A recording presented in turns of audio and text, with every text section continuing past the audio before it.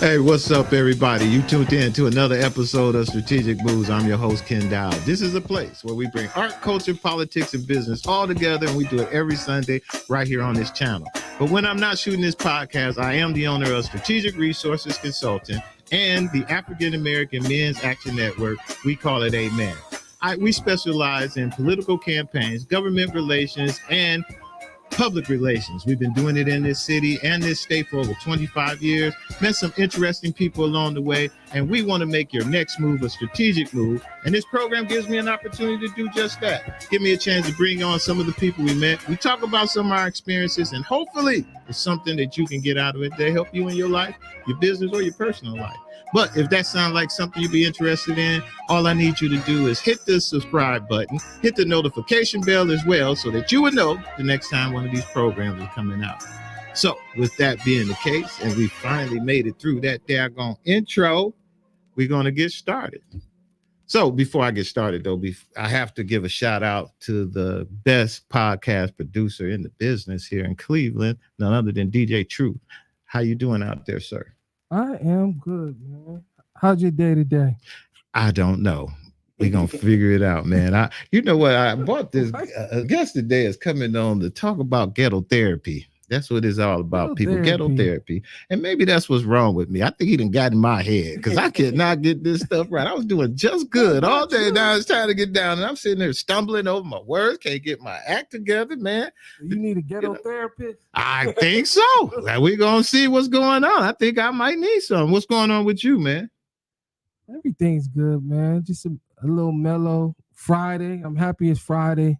But it don't seem like a Friday for some reason. No, it don't, but I'm kind of glad it is, though. It seemed like a Thursday, and I'm still waiting for Friday. You must be busy all weekend. Yeah, you know how you just be losing days. Thank God it's Friday. All right. So what we want to do is we're going to get ready to introduce our guest to the show today and get going. And before we get going, hold on 1 second. We're going to pause. Latif, we don't have a camera on. And now it is. Bingo. All right. So our guest today is somebody that I've been following on the gram and been looking through and staying up all nights of the night, can't sleep, and looking at various different things that's going on. And I found this gentleman to be very interesting. And that's what I say. Our show is about bringing on people that we find very interesting people doing interesting things. And what he's doing is something I found interesting. He calls it ghetto therapy. And when I first looked at it, I believe, I'm going to tell you what I know, and he'll let me know if I was right. When I first saw it, it looked like he was doing an event in public housing, it looked like, and they were providing food and things like that for people to come out, and people came out, and when they came out, they gave them an opportunity to speak and talk about some of the things, and they did a little therapy, like for the people in the community, and it actually grew. And from there, I watch it grow and grew. And he actually now has been able to get some support from Cleveland Clinic. And other people have been watching him just like me. And Cleveland Clinic stepped up and gave him a place to actually do it. And I think they one of the sponsors in that. And he's going to tell us a lot more about ghetto therapy. Without further ado, everybody, let's welcome Mr. Walter Patton to our program. Excellent. Hey, brother, thanks for coming out, man. We really appreciate you taking your time to come out and speak with us and talk with us about it. Tell me a little bit about you, Mr. Pat. Where are you from? You're from Cleveland. You grew up here. What neighborhood? You know how we are. Everybody in Cleveland want to know where you're from. So where are you from, man? Yeah, no, so it's not no secret. I'm from Cleveland, Ohio, of course. I'm from the central community, as we call the Down the Way projects over on Outhwaite. Okay. So I'm a fourth generation of Outhwaite. Started with my great-grandmother. My grandmother, my mother, now it's me. So I'm the fourth generation of the Outhwaite community and the central community. Wow. So you was fourth generation down in Outhwaite. Yeah, public housing, yep. So what is it about public housing that you believe that kept you down there? First of all, it was financial. When you born into debt, you know what I'm saying? So like my family, we was generations and generations of poverty. So that was the first thing, you know what I'm saying? So financial stability is the reason why we was down there that long. But then also, it just became, again, a fourth generation family. You know what I'm saying? The family vibe and the family feel kept me down there. Kept you down there. So let's talk about that growing up. So you went to all the high schools and elementary schools around in that area. How was it growing up in that area back then? It was good, man. I went to Alfred A. Bennett, which was my elementary. Then I went to Central. Then I went to East Tech. But it was good. Like I said, family vibes when I was young. Mhm. At age, I think I moved down there at about 5 or 6 years old. We came from Garden Valley. Okay. So when we came from Garden Valley, we moved to Scoville, which we called the compound. Mm. And my grandmother stayed there, which my mother stayed with my grandmother at the time. The compound of Scoville was a real crack infested. Yeah. Yeah. That was like real popular in the 80s. So I come up in like the 90s. I Okay. was born in 87. So I was a kid in the 90s, and I seen a lot of the crack things and a lot of the activities that was going on inside of there. But overall, besides the crack dealing and the crack smoking, it was great. Like it was a family vibe. Everybody played together. We all went to the same schools and played for the same sports teams. How long did it, and I imagine they're still rebuilding down there in that area and trying to get things together. How long has it, how has it changed since back then growing up to it is right now? So back then, like I said, it was like a big family. Everybody knew each other. We stayed out all night, played together. It wasn't no fights, man. It wasn't until I got about like 15 or 16 years old when, you know, it really changed for the worse. And that's when you seen a lot of the homicides, a lot of the drug abuse, the alcohol abuse. You seen like people out there on PCP running around in front of you as kids. And it was very traumatizing. But it started off as good, but now it's more like traumatic. So what did you do after high school? So at the high school, to be honest, man, I had a kid at 17 years old, which was my 11th grade year. I got into the streets. Once I had a kid, it wasn't about school no more for me. It was about providing. Okay. And I just went out and I met this guy and I started selling drugs at that time. And I was selling drugs a lot and running the streets, fighting the other neighborhoods, and then eventually catching different cases, which led me to prison. Oh, so you did go to prison? Yeah, I went. Yeah. How long you served? I did 18 months. Okay. I did 18 months for carrying a concealed weapon and drug trafficking. Okay. And when was that? This was in 2000. I caught the cases in 2009. I ended up doing time in 2011. I went on a run for 2.5 years. Yeah. I was like a fugitive on the run for 2.5. Wow. Wow. And so you end up doing your time, got out. And then what? You say you decided I want to work. I went back hustling, or you say what was the deal?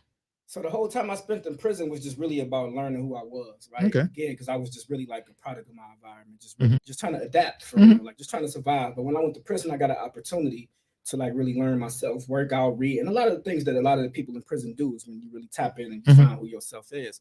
So I was reading a lot, working out a lot. But what happened was I started listening to, I think it was like a Wale CD, Wale and J. Cole. I got those CDs sent in to me. And they was like real poetic. So I started writing poetry. And then I was already into it, but I was just like, they just inspired me more than I had more time to do it.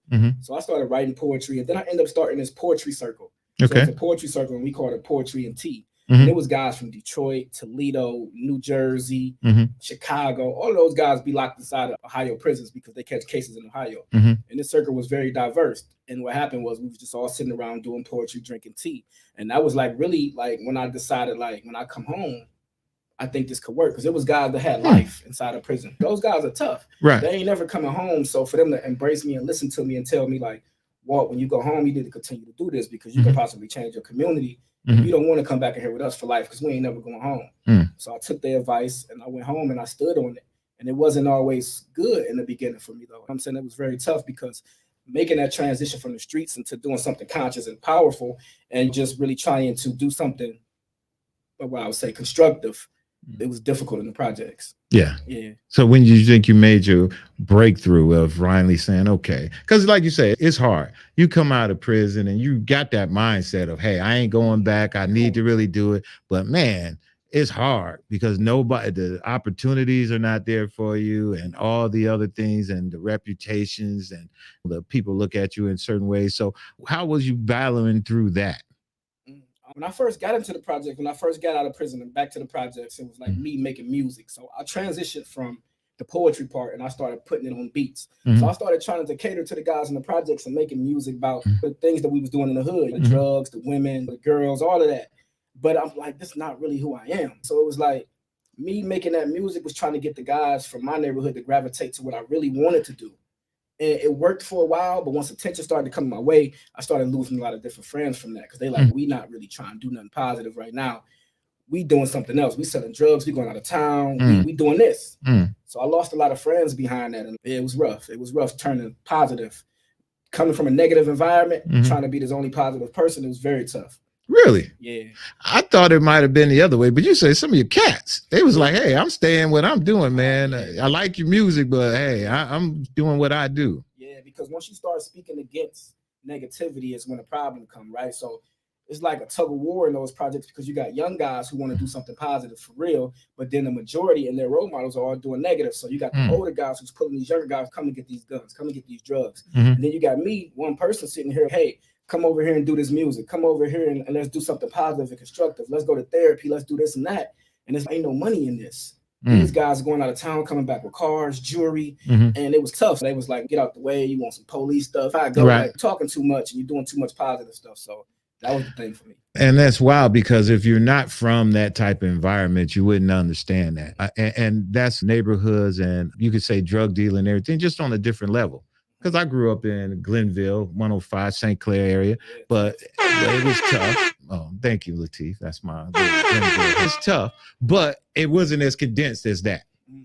Like when you living in your area, like you say, it's condenses in there. So you're in the center of that saying, hey, we need to stop. And there's a lot more around you. In the community is broad out, is really wide open and it's not as condensed. So when did you get to the ghetto therapy portion of it? Did you need, what made you say, you know what, maybe we need to talk to them in that type of? I would say like in 2018. So in 2017, I was working at the space called Sodexo at the time, which is called Evergreen now. Okay. It's a laundry facility for Cleveland Clinic. Okay. So I was there just making ends meet. So I say like in 2018, I met this lady named Kim Foreman. Okay. And Kim Foreman is like the executive director, CEO of Lead Safe Cleveland and Environmental Health Watch.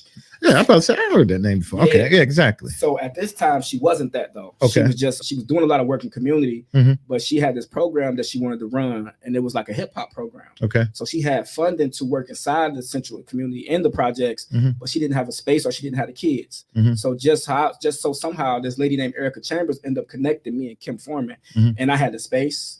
Which now is our councilman. I've seen him on your show before, yes. Councilman Richard Starr.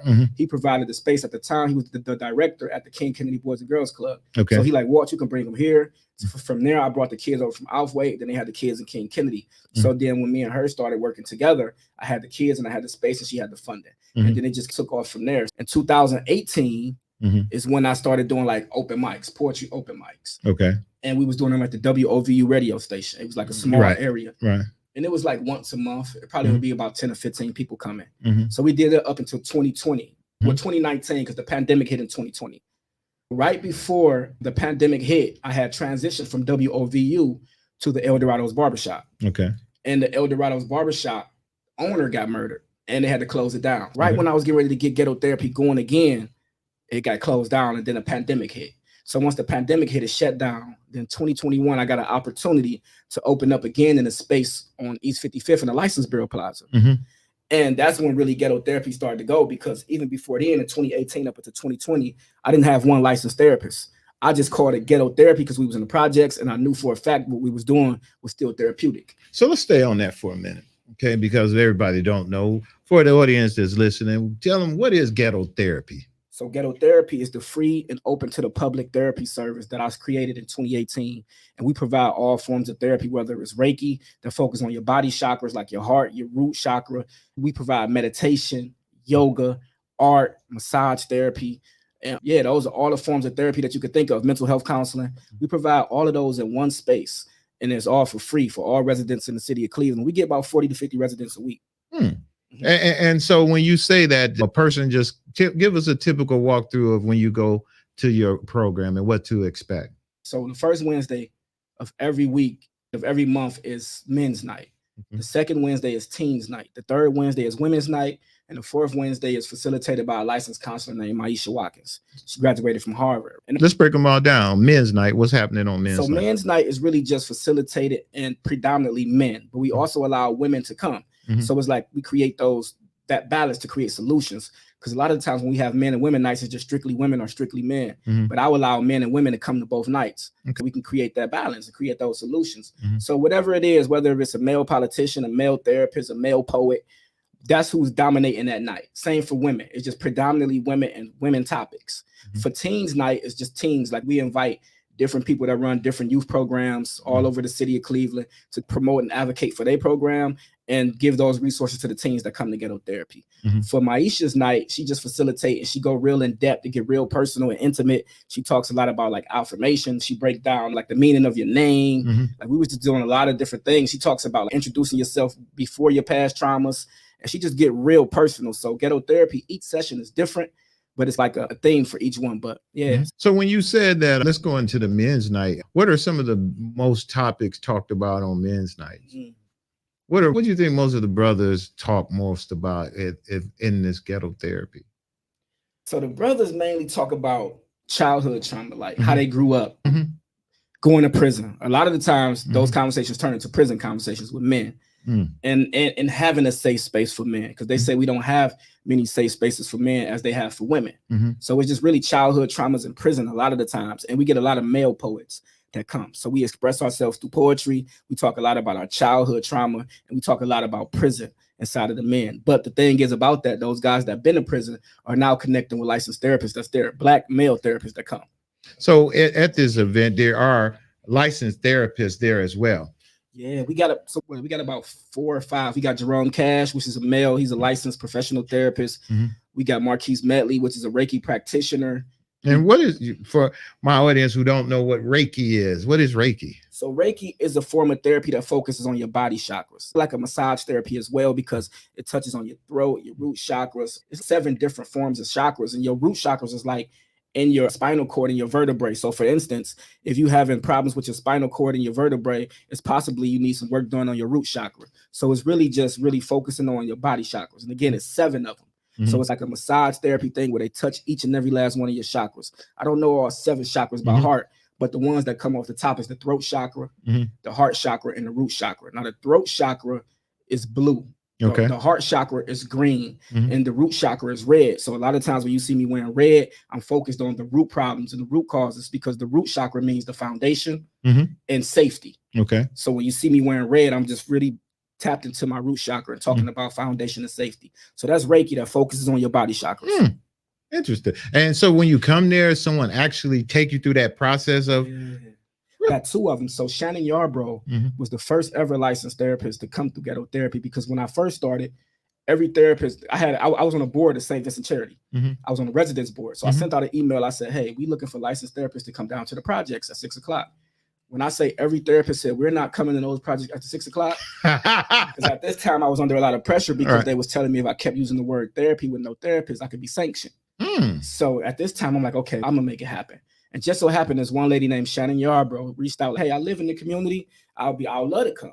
And she was a Reiki practitioner and a sound bowl specialist. Okay. So she started coming, introducing us to sound bowl, Reiki. At this time, I had never heard of any of this. Coming from the projects, we don't know this. We smoke weed, drink liquor. Right. That's our coping mechanism. Right. The majority of us. And when she introduced us to this, it was just amazing. So that's been my favorite form of Reiki, of therapy. A lot of the times we think therapy is just somebody sitting in front of you, jotting notes, going back, gossiping, and talking about you. But it's several forms of therapy. So what are some of the forms? As I mentioned, Reiki, sound therapy, which you get therapy through sounds, mental health counseling, which is the regular back and forth. You got art therapy, that you get to paint, you do different things, paint masses and paint whatever you feel. That's why you say the poetry is a form of therapy, because they're expressing themselves in that. And even if they're expressing themselves, the people who hear it is a form of therapy, because they may have said something that you needed, right? Yeah. Interesting. Massage therapy. I just had a massage therapy session yesterday. And those are great sessions too, because it's not really, when you think of massage, it's like rubbing on your shoulders and feel good. But in massage therapy, the one that we have, her name is Jacqueline Morris. She does a lot of work on your lymph nodes. She does a lot of work like on your joints. And it's very like relieving, man. It's very stress relieving. I had never had a massage like that, because it wasn't like pleasure. It was like really therapy. And interesting. My neck was very stiff. I started moving my neck better. So yeah, man, therapy has been amazing for me personally. And that's why I started it, because I needed it the most. And out of that, you had, out of the men's group, give me a situation where you saw it and you was like, I'm glad this is working. When you got to that moment where you just did that, you exhaled and was like, man, I know this. Man. I'll tell you one that I can remember off the top of the head, because again, it's been 3 years straight. And every week, we only missed 3 weeks in 3 years. So it's like so many sessions that I hardly remember all of them. But one that come out to me in particular was, this wasn't even men's night. It was like the week before men's night. So we do, again, I named the women's night, the teens nights, the men's nights, and my Haitian nights. So healing is universal. And one thing we all got in common is healing. That's what all I talk about. It's the healing. So I created and started an LGBTQ night. So it was like maybe like once a quarter. So we'll replace a women's night or we'll replace a men's night that quarter. Man, I was gone. I had left. And one of my partners at the time had explained to them, like, this men's night coming up, we're going to replace it for LGBTQ night. And one of the guys who had been coming for a year straight, who barely ever missed, flipped out. And he was like, how y'all going to take away our night for He said, I don't want to say that. I know. He said some stuff. Right. He said some terms. And they just didn't agree with him, man. And this went on for weeks because I had to tell him, I said, hey, bro, listen, I understand how you feel. And you don't want to accept it. But at the end of the day, we're here for one reason and one reason only, and that's to heal. So I had to be that person in the middle and hash this conversation out for over the next 2 weeks because I had to have him apologize to them because you don't disrespect people regardless of what they is or what their sexuality may be. These are still people who need healing services. And I had to provide that. That men's night, man, it was like, didn't no guys show up. It was just straight LGBTQ. Probably was about the lowest in numbers I ever had with sessions. Probably was like 14 people. And it was all LGBTQ community. And I sat through the entire session because I want to know what their problems are. They're humans too, right? I just remember the uproar. I lost about 3 to 4 men, faithful men to that night of me doing that. And I got to stand on that because at the end of the day, again, it don't matter your sexuality. I'm here to provide healing services throughout the entire city of Cleveland, regardless of what you're going through. That's deep, man. And that's going to be a hard one for you to have to deal with because the way times are changing and everything is going on now, that's going to be a hard balance. So let's talk about the women. Now the women nights is the most. Now the fellas is picking up. Now the fellas, we may get 20 to 30 men. But women nights, Ghetto Therapy was built off the back of women. Well, let's go back to the men because men are funny. Yeah, and we're funny acting people. I know us. Do you think that you got stigma? Because you know us. When that kind of stuff goes out, they'd be like, oh, I ain't going back. Yeah. You think that hurt? So I'm not going to say that because I promote it just like every week I put all of them on there, whatever night it is. So I'm not going to say that, but I do say that I can say I lost about 3 people to that night. And it's okay, but like the men's nights have got better. Again, we used to have 10 or 15, maybe 20 men. Now we get 30 to 40 men. Oh, okay. All right. So you done got much better. Yeah. Okay. All right. That's fine. Because I was about to say, not to deter it, but to figure out, I just want to make sure we continue to outreach to them. That's all. I know that we'll get fickle and be like, that's it. We ain't going. And if things go, we'll be like, screw it. But you got to continue to try to just break them. And I'm glad to see that you got them to come back because they need it. And men, we all need it. And that's good. I just didn't want to see it break off like that. Excellent. All right. So you're back to 30, 40 men. And that's good for a night of having just regular guys right off the street or people who know about it just come in. That's huge. Yeah. That's huge. And then this is the year where around the time where there's a lot of seasonal depression come on, right? In the winter. A lot of people don't go outside. It's cold. It's snowing. Okay. So they come to Ghetto Therapy. In the summertime, it can decline the number. You may get 15, 20 people.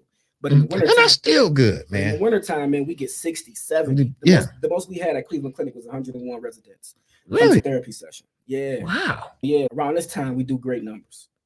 Okay. All right, let's get into the sisters and the ladies, man. What the ladies, what are they griping other than us? What else they talking? Oh, man, you gotta get on our backs. They get on our backs every session.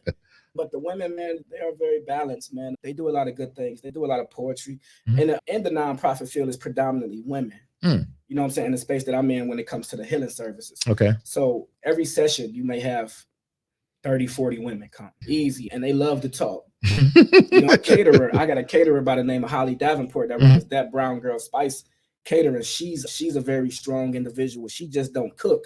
She participates inside of, the sessions. She bring her people, and man, it's just word of mouth, and the women are coming, and they're really there for the healing services, and they bring men. So, she cooks at all your sessions? Yeah. Really? She ain't missed a date, and it's been like a year. What y'all eating, man? Man, we eating everything, man. We eat a lot of good food. So she cooked. Now she add vegan options. Like the last 6 months, she been adding vegan options. Okay. At first it was like baked chicken, getty, the regular stuff. You know what I'm saying? But then as more vegans and people started coming into the space, and then we're using ghetto therapy. So we want to use healthy food. Mind, body, and soul. She started cooking vegan food and having vegan options. Excellent. I told him when I remember when it first happened, I know y'all were cooking food to get folks in there, because anytime you're giving away food, people are going to come. They're going to come. And if it's good food, they definitely going to come.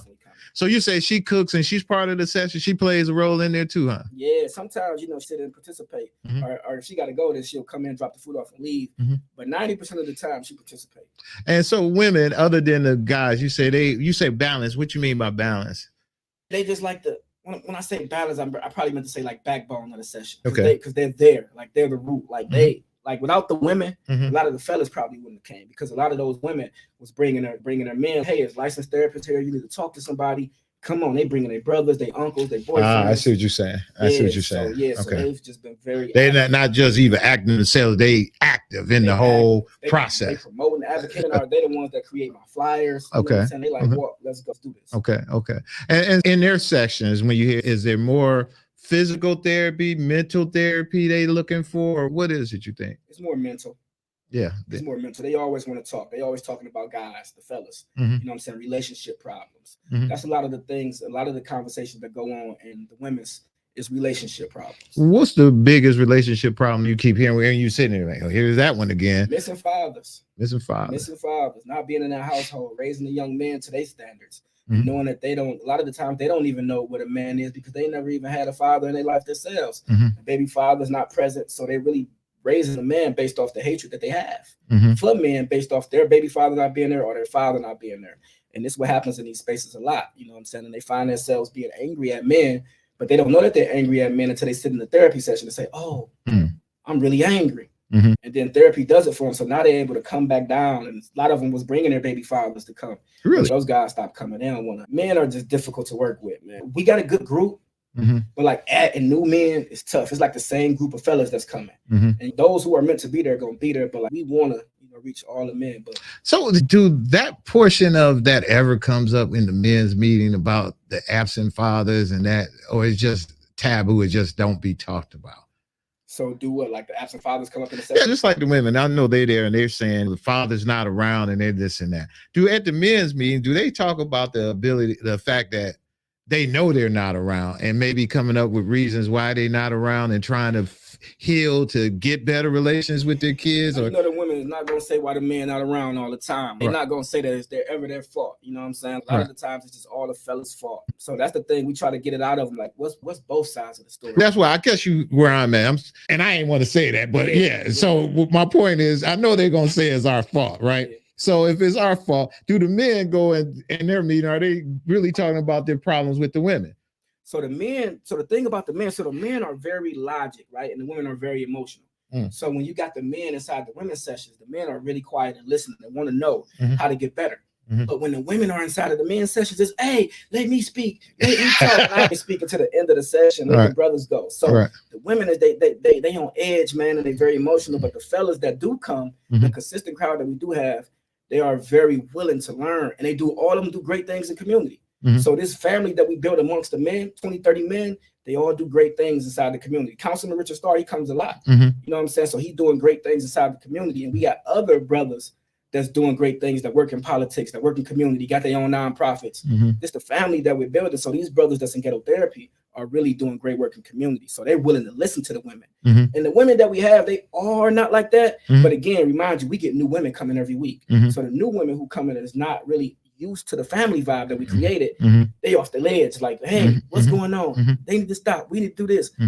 It's not until they come to a session every week that they see that we building a family. Gotcha. Yeah. And I can see that. I can really see how you're doing that. All right, let's get to them teens, man. What's that all about? And then when you say teens, what's that age bracket usually? So the teens, we allow all kids, first of all. If you got a 5-year-old, you can bring them. You just got to make sure you watch it. But majority of our teens be like from 14 to 18. Okay. You know what I'm saying? And those are really a good group of kids. A lot of them go to high school, doing good work at high school. Yeah, so our teens are really good. Teens Nights is good. We don't really have a lot of the bad crowd. I got a couple young guys that come, that's from my projects. And they've been in jail, had to go to Ghetto Therapy for probation. Oh, they gotta come. Yeah, they gotta come. Okay. So I got them with me all the time. You know what I'm saying? There's 2 or 3 of them. And I tell you, one night, it was a Ghetto Therapy, 2 nights. It was Ghetto Therapy every Wednesday. I got 2 guys that come to Ghetto Therapy. One Wednesday, one of my young guys didn't come. And he's supposed to came. He didn't come. I ended up getting a call from his mother. He got locked up. He didn't come to Ghetto Therapy this Wednesday. His best friend, who wanted to come to Ghetto Therapy with him, but never did because he felt like it wasn't the cool thing to do, he got killed on the night of Ghetto Therapy. Wow. Yeah, man. And it was like while we was doing Ghetto Therapy, and the licensed counselor told me, like, I just got a ring on my phone that one of those kids got killed in the projects, and I had no idea it was him. And it was him. You know what I'm saying? And then the other kid, that's 2 out of 3. The third one ended up going to jail, catching the gun case on the night of Ghetto Therapy. So 3 Wednesdays, 3 kids who all could have been in Ghetto Therapy for those 2 hours, all got in trouble at Ghetto Therapy time. Wow. In between 6 and 8. Wow. So yeah, teen nights is like that, man. Once you come a part of teen night and you know that there's something positive that you could be doing once a week, I know it's not the solution to all, but for 2 hours out that day, you could possibly be doing something great and staying out of trouble. And they all got penalized for doing something negative at that time. So how many teens you usually get there? So we get anywhere from 15 to 20 teens consistently. But the night that we got 101 residents, that was teens night. We had 72 teens. And they eat and everything else, just like everything else at those meetings also. So do the teens, do they do a lot of talking? Do they express, what's the biggest issue that the teens are having? So the teens don't really do a lot of talking. So now the parents are there. So the teens, they talk when the parents talk. And it's, oh, well, I disagree with that. So you get a lot of parent and teen disagreement. So now you get an opportunity to say, hey, this is what we disagree on in the house. Now, maybe you can take that and work on at home now because you know your kid don't agree with you with that. So the teens, all the teens really want is for their parents to listen. They don't want to keep hearing, oh, you just a kid. You don't know what you're talking about. The teens are tired of that. They say, hey, I watched you my entire life. You've been smoking, you've been drinking, you've been bringing different men in the household, you're bringing different women in the household, and it's not making me any better. So this is what we have coming out of teens night. Is really? Yeah, these teens are really voicing how they feel about their parents or inside of the school system. So it's really about household and school systems with the teens. Yeah, and we'd like you to get more of them in there. I know, man, I'd like you to get more of those guys in there, but that's the hardest one to get, I imagine, right? It's tough, man. Do they have to have their parents' permission to come? Anybody? No, they can just come, right? Yeah, they can come. The parents just be so engaged with Ghetto Therapy in general, so they want to come with their kids. That's what it be. But yeah, man. You think you'll get more teens if you didn't have no parents there? I heard that a lot. I even had one kid say that he didn't want the parents in there. You know what I'm saying? So we've been thinking about that as well. But that same kid hasn't been back since. So he is a brother too, right? I thought you fickle. It's only you only get one shot with us. No. You know that. You've been a young guy. We only give you one shot, man. That's it.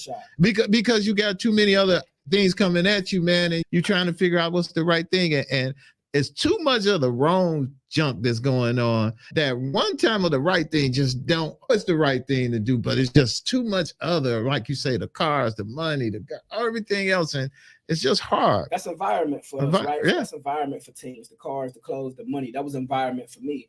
But it's CMSD, man. CMSD play a big role in the reason why the teens move how they move, because they're not educated on how to create change in their environment. Let's talk about that. You get what I'm saying? Go into some detail on that. So I'll go into that. So when I was the events coordinator at Lead Safe Cleveland, I recently resigned to do Ghetto Therapy full time. But what I would do is I would go to different schools and I would talk public works administration, structured racism, and redlining. So I would talk about that. And out of 4 high schools I went to, which was John Adams, Ted Ginn, Legacy, and Central Catholic, all of those schools are affected by public works administration and redlining. Very terrible communities when you think of it, from grocery stores to hospitals to school system. So when I went in there and I asked them about structured racism and did they know about redlining and public works administration, out of those 4 schools, it was 300 students combined. Only 1 student said they knew something small about it. And these are the areas that's most affected by these legislations. So I did that same presentation at Laurel High School, which is a high school in Shaker Heights. Out of 15 students in that class, 8 of them knew public works administration almost better than me. Wow. And they were creating solar panels. Wow. But in CMSD, we told to go to ROTC and go to the Air Force. We told to go to the Navy. We told to go to the Army. But these kids are being educated in Shaker Heights on how to create change in our environment by creating solar panels. CMSD, we don't know change. I never heard of a nonprofit. I never heard of environmental justice until I turned 30. Wow. So Can you imagine in CMSD, if we were taught environmental justice, if we were taught how to run nonprofits through high school, a lot of us wouldn't go to college. That's correct. Because right out of high school, you already got a nonprofit at 18 years old. You got a 501c3. You done created a nonprofit and changed your own environment. You ain't got to go back and pay student loans. You would just totally make a nonprofit and change your environment.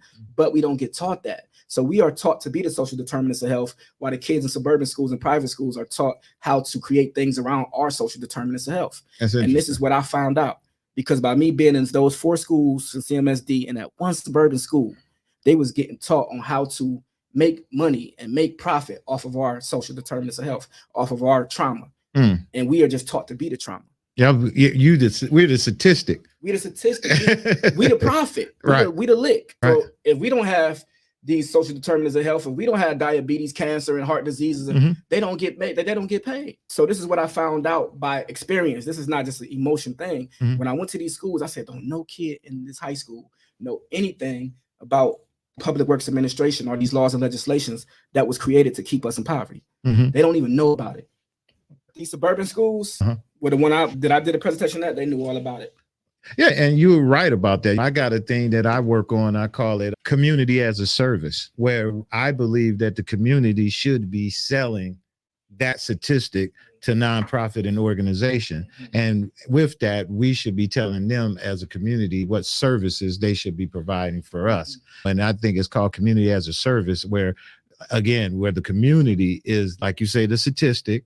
We the model, we're everything. The organizations come in and they just use that to create what they want. It should be the other way around. That's it. And I'm a firm believer in that. I created Ghetto Therapy just based off basically what you did. Exactly what you did. Just researching my environment. So I knew that exactly. In 2018, we had a high infant mortality rate at 22%.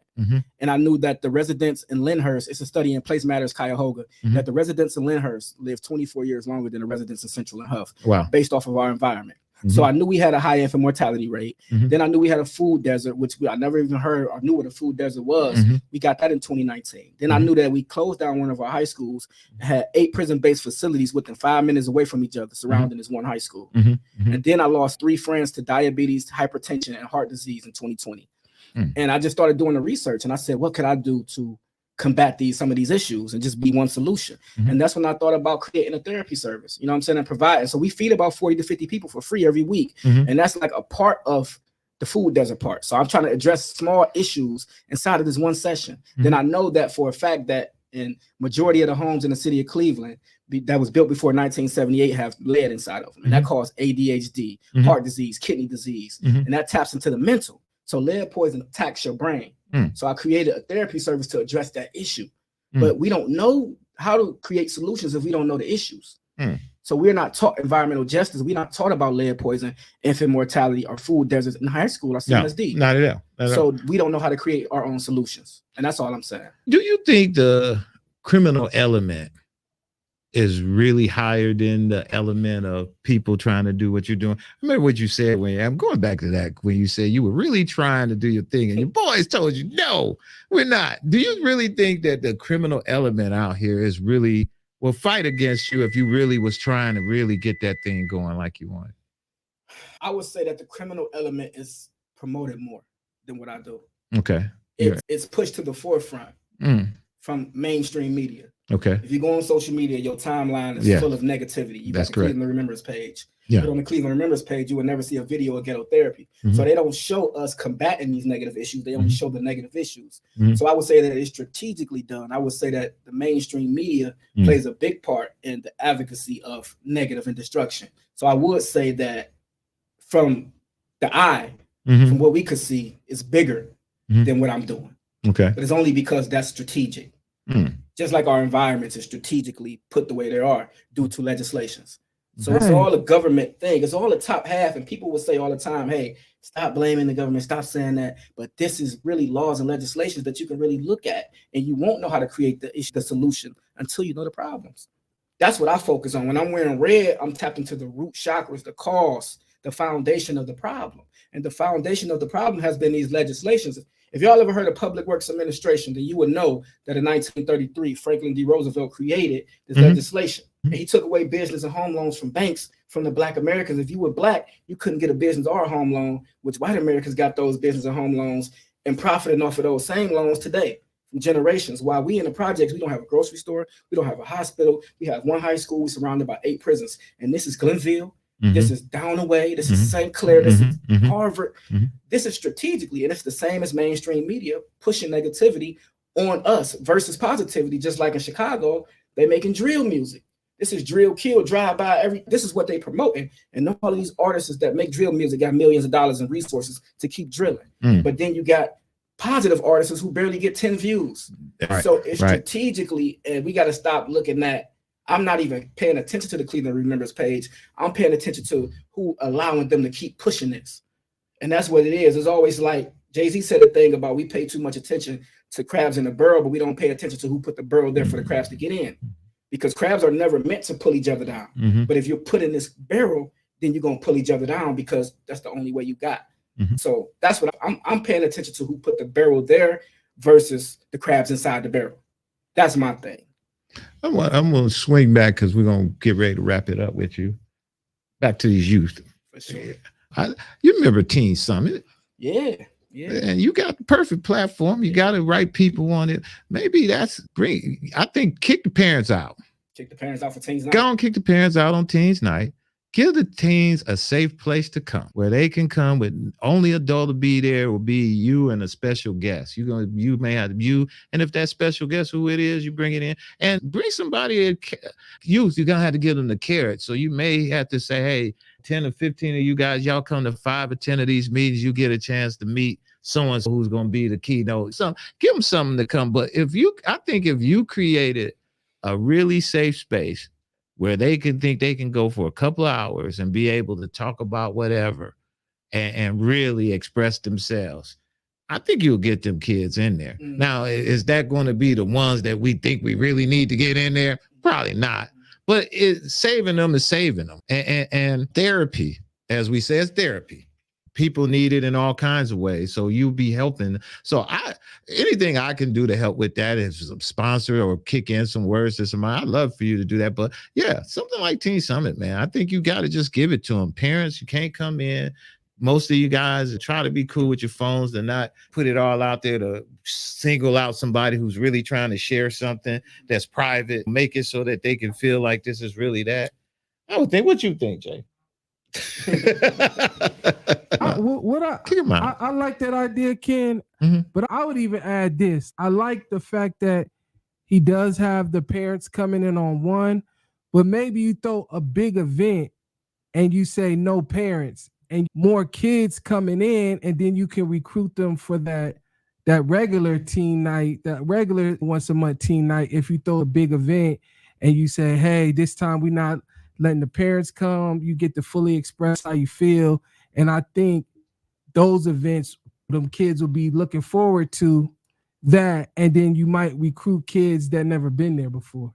That's those good ideas. These are all great ideas. And like I said, I got a quick question before I answer this. So can you guys name another free and open to the public therapy service that provides all forms of therapy every week? You ain't gotta finish now. Okay, so listen, so that's not a boastful thing. What I'm saying is that your ideas makes perfect sense because I'm just this guy who the first ever to create this, and I'm always winging it and always look forward to have ideas. And it's hard to get advice from anybody because I can't go to nobody that's done it before. So what I'm saying is those are great ideas, and I will utilize those ideas. So I appreciate that. That's what I'm trying to say. It'd be tough on me a lot of times. Be like, we need to do this, you need to do that. And I'll be like, hey, thank you. I'm gonna write it down, take it into consideration. But I never did this. Nobody else ever did this before. So who's your team, Walt? And if you don't, you better start. You're gonna need one. Yeah. So I done ran through about 3 different teams, and this is the thing, right? So success is really simple if you could just be consistent. So the Kenn Dowell show is only gonna be as successful if you're consistent, right? That's correct. And a lot of people can't be consistent. Now, this is every week for the last 3 years. That's what I said. And so many people have dropped off because of this weekly, and it's not their purpose and passion as it is mine. And I can't be mad about that. You know what I'm saying? I got to honor and respect that. But this is what I'm doing until it gets right. Now, mind you, I know I need a team. I'm very burnt out. I know I need a team, but I won't just settle for any team. Because this is a special mission. This is what God put on me, and I have to service this purpose. And I need people who align with what I want to do. I've created boundaries. It was because I would like to bring in friends, right? We all would like to bring in our friends and hire them and have them do things, but realistically, that's not what it's going to be. And that's what the mistake I have made in the past was bringing in friends, and now they feel entitled because they're watching it grow. Hey, I need this and I need that. And hey, man, you gotta come every week. First of all, you gotta do like the boundaries that I've created. Like you gotta respect and honor those. And if you can't, then respectfully, you can go. You know what I'm saying? And that's what it's been. It's been me trying to honor friends, bring them in and build their capacity for my mission and my dream. And that's been my mistake. So to say a team, I have someone who helps with marketing, like creating flyers. I have photography to come in. But when it comes to creating themes, when it comes to finding caterers, when it comes to finding therapists, when it comes to securing platforms, that's all me. I do all of that. I do all the promoting. I run 3 pages. I run 3 Instagram pages and 1 Facebook page. So I check all the emails. I build all these relationships with Cleveland Clinic, Tri-C, Environmental Health Watch, Burton Bell and Carr, which is our CDC. I built all these relationships based off of the work I've been doing over the last 10 years. And I'm burned out, but I won't settle for any team who can possibly sink my ship. You know what I'm saying? You're not burned out. You still rolling. I'm rolling. You still in. You still there though. Burnt out means I'm done. I can't do it no. You still there, brother. You still very much alive. You might be a little tired and you might want some help, but you ain't burnt out because this is your vision. And the hard part, the reason why you're going through so many people is because it's your vision.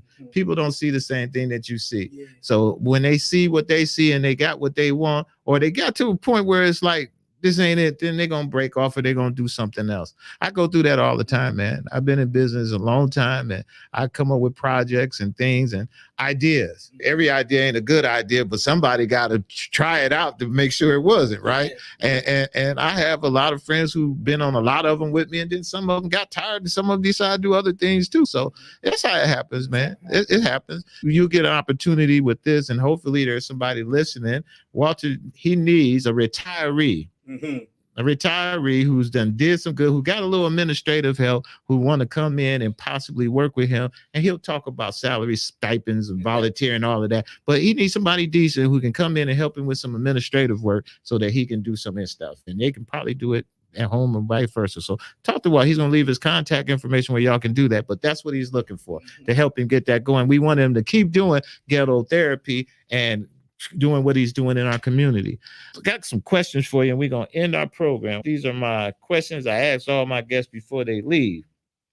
First question: if you could trade places with anybody and do whatever they do for a day, who would you pick?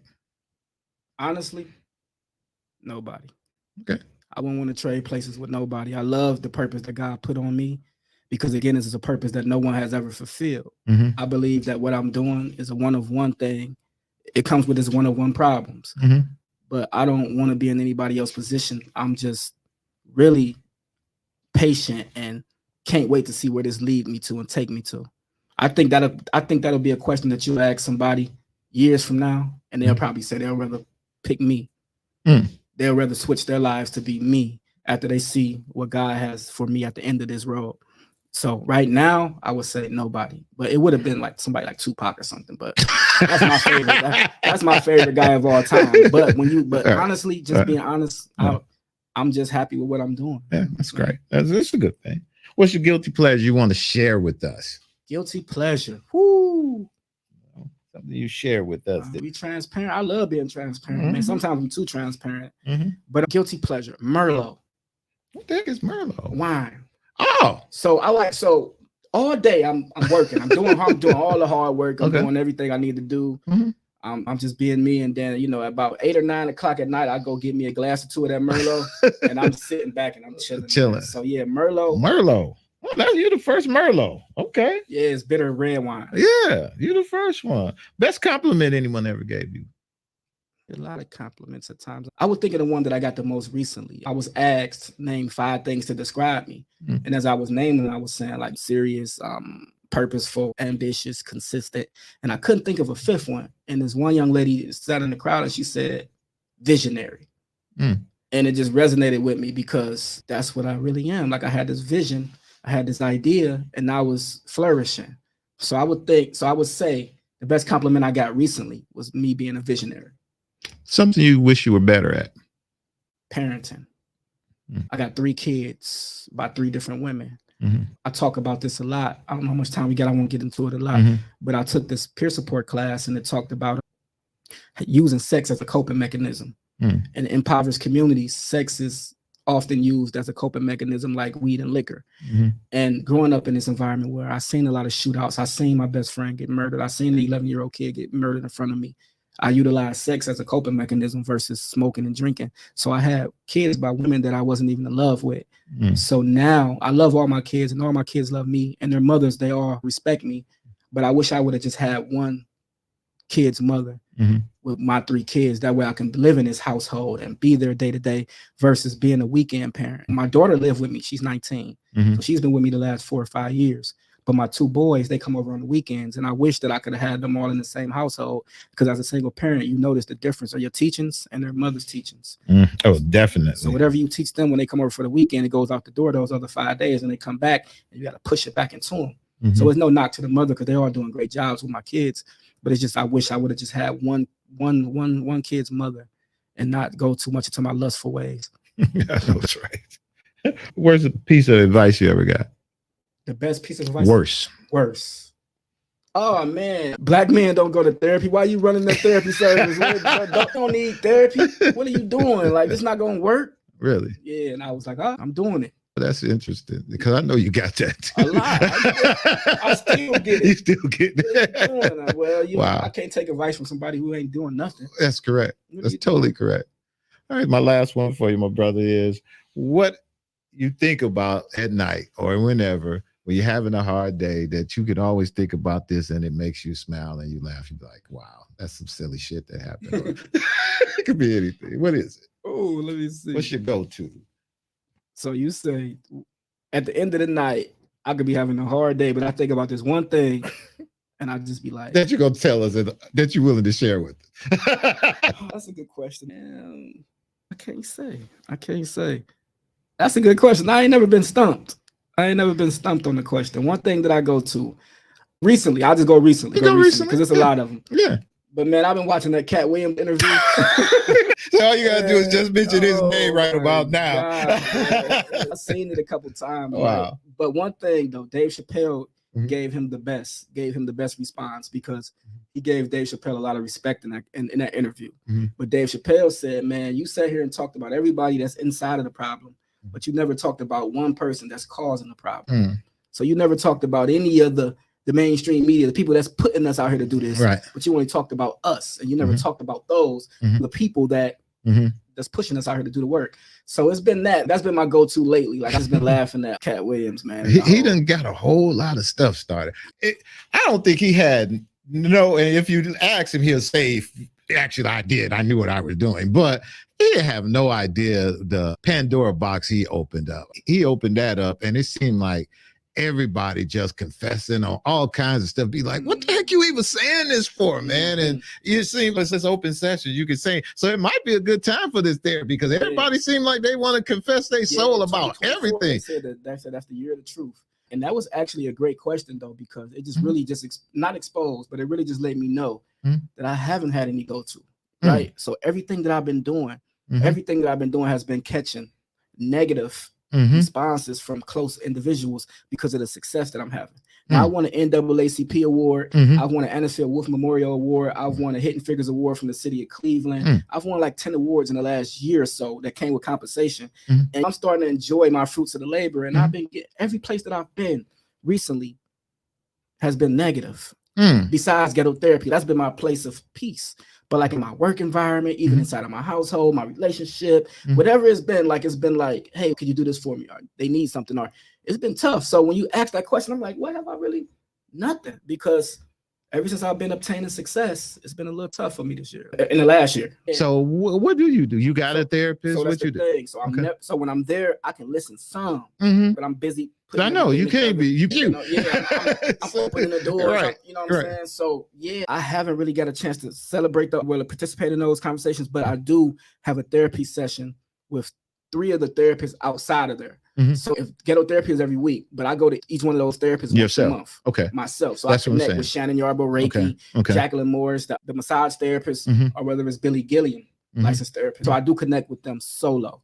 But yeah, it's self-care, brother. That's the thing. Yeah. But it's, starts with what they say when you're in a plane crash. First person you're supposed to save is yourself. Yeah. Can't save nobody if you can't save yourself. I have a whole thing on self-care, man. Maybe we can come back sometime. Yes. You know what I'm saying? But open forum, brother. Yeah. This is it. Open forum. I'm really into, and this year especially, I told you I got this African-American Men's Action Network, and we're really trying to do what we can to get more African-American brothers together, man. It's hard and it's going to be tough with all. It's going to take all of us. So this is a platform for you, man. Anytime you, month from now or so, you want to pop in and say, hey, I got something, or just want to drop in and say something, we'll use both of our platforms to get this message out, because I think it's one that should be done. No, for sure. I appreciate that. We appreciate you coming on our program. So what I want you to do now, I'm going to let you have this camera right here, and you get a chance to talk into that camera. Tell the audience anything that you want to tell them. It was Walter Patton, the creator of Ghetto Therapy. Ghetto Therapy is every Wednesday from 6 to 8 p.m. The first 2 Wednesdays, the first Wednesday of the month is always men's night,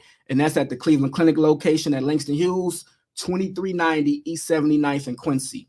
Men's night every first Wednesday of the month is 2390 East 79th and Quincy, and that starts at 6 p.m. The second Wednesday is always teens night, and that's in the same location, 2390 East 79th and Quincy at 6 p.m. The third Wednesday is women's night, and that's located right across the street from here at 4600 and Euclid Avenue. The fourth Wednesday is Maisha night at Ghetto Therapy, and it's 4600 and Euclid Avenue. And all of these therapy services are free. You can come, bring anybody that you want, show up as you please, free food, free therapy services, 3 years straight. We only missed 3 weeks. Also, we have, what do we have coming up next? Next Wednesday is men's night. I would like for everybody to come out to men's night. Women are invited as well. So I would definitely love for you all to come on out to women's night.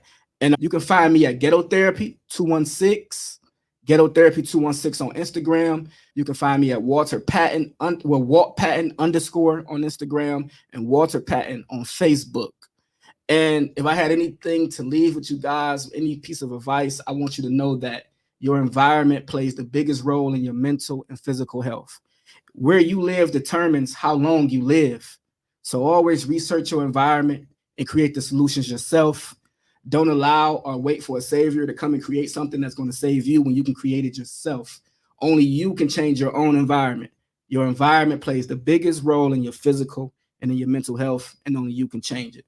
Walter Patton, creator of Ghetto Therapy, NAACP award winner. Hey, everybody, that is Walt Patton, Ghetto Therapy. Man, please make sure you check it out. We'll have links in the description below where you can reach out and get all the information on how you can get in touch with them and where the Ghetto Therapy sessions are going to be taking place. Until next week, peace.